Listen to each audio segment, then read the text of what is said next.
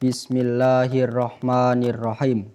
Ay abtadi'u bi bismillahirrahmanirrahim kama waroda fil hadits.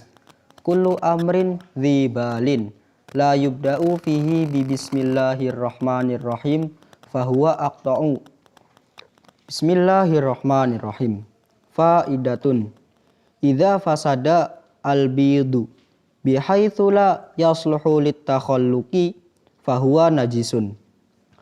Wa kadza bidul maitati wa ma'ada dzalika tahirun ma'kulun walau min hayawanin ghairu ma'kulin kal hadati wal ghurabi wal uqabi wal baumati wat timsahi was sulahfati wa nahwiha illa bidul hayati walaysa lana syai'un minal hayawanati yu'kalu far'uhu wala yu'kalu asluhu illa labanal adami wa bidoma la yu'kalu lahmuhu wa asalan nahli wa zabada yu'khadhu min sinnaurin bariyin ghairu ma'kulin wa ma'adzalika la yumna'u aklu zabadi wa yajuzu aklu qashril bidi walau min hayawanin ghairu ma'kulin.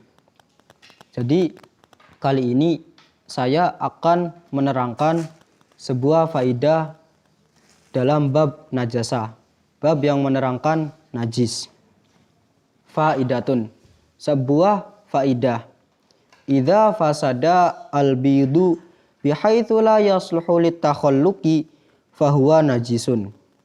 Ketika telur telah rusak dengan sekira tidak pantas untuk menetas, maka dihukumi najis. Jadi, contoh ada telur ayam. Telur ayam ini telah rusak. Rusaknya karena apa? Entah karena berlubang, entah karena telah pecah. Dan sekiranya telur ayam ini tidak pantas untuk menetas, maka dihukumi najis. Wa kadza bidul maitati.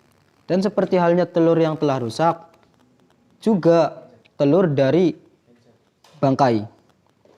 Jadi telur dari bangkai itu hukumnya najis ketika sekiranya telur dari bangkai ini tidak pantas untuk menetas.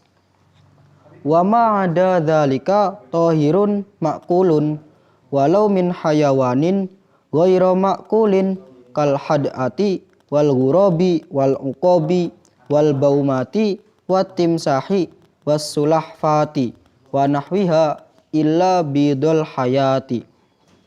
Adapun telur dari selain telur yang telah rusak dan telur dari bangkai itu hukumnya suci dan halal untuk dimakan. Walaupun telur tersebut itu dari hewan yang dagingnya tidak halal dimakan. Seperti contoh burung alap-alap dan burung gagak dan burung elang dan burung hantu dan buaya dan kura-kura dan semisalnya, kecuali ada pengecualian, kecuali telur dari beberapa ular. Jadi selain telur yang telah rusak yang sekiranya tidak pantas untuk menetas dan telur dari bangkai itu hukumnya suci dan halal untuk dimakan. Contoh telur ayam. Telur ayam ketika tidak rusak dan ayamnya menetaskan telur ini dalam keadaan hidup, maka telur ayam ini halal, ini suci dan halal untuk dimakan. Walaysa lana syai'un minal hayawanati yu'kalu far'uhu wala yu'kalu asluhu. Dan tidak ada bagi kita sebuah perkara dari permasalahan beberapa hewan yang mana anaknya bisa halal untuk dimakan dan induknya tidak halal untuk dimakan.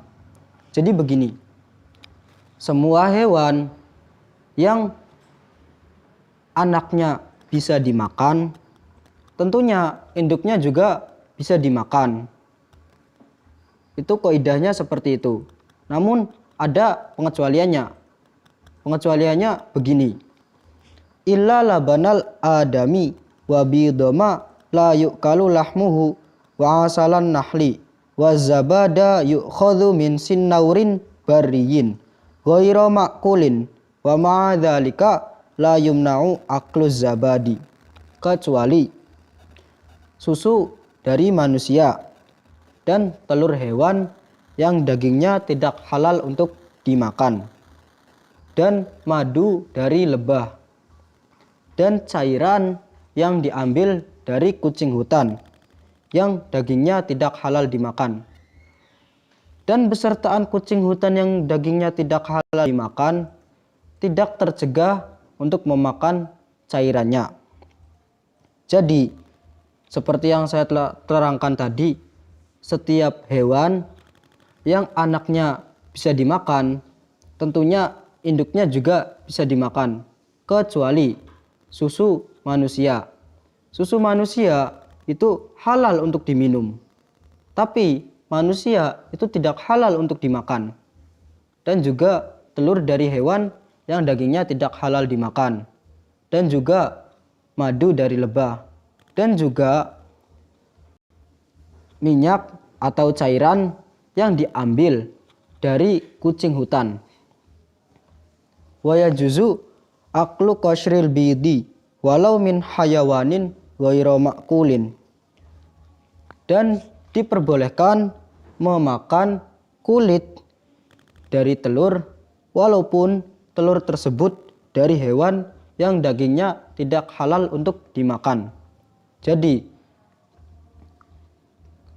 yang dikehendaki di sini maksudnya begini, halal memakan kulit dari telur walaupun telurnya dari hewan yang dagingnya tidak halal dimakan. Mungkin hanya itu saja yang bisa diterangkan, kurang lebihnya saya mohon maaf. Akhirul qaul, assalamualaikum warahmatullahi wabarakatuh.